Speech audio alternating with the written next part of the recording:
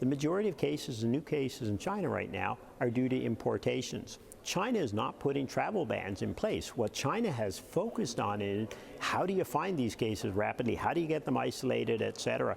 And they recognize if we start putting travel bans in place, people are going to come anyway, and they're going to work to avoid those, and we're going to have a harder time potentially finding it as quickly as we want to. It's 70-something today. It's 70, so it's going down. I mean, the fact is it's a respiratory-borne disease, so it can move relatively easily between people.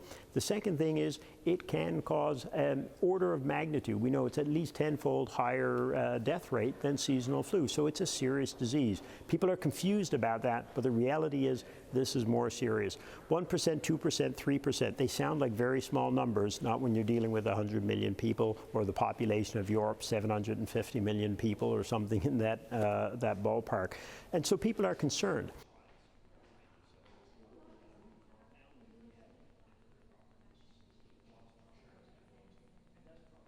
But the other reason they're concerned is they know that anyone can be struck by this disease.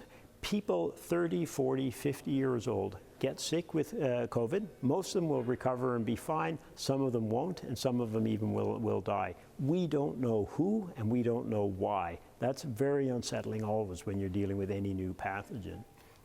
Given that it's going down, is it any use?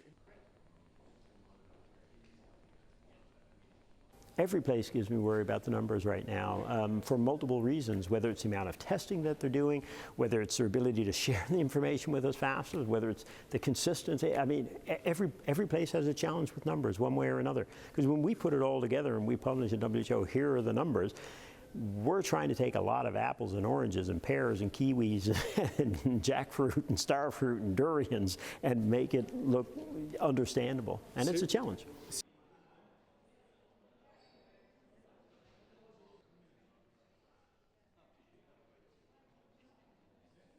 From, I don't know, I mean, they just closed down the Human Rights Council here, but you know...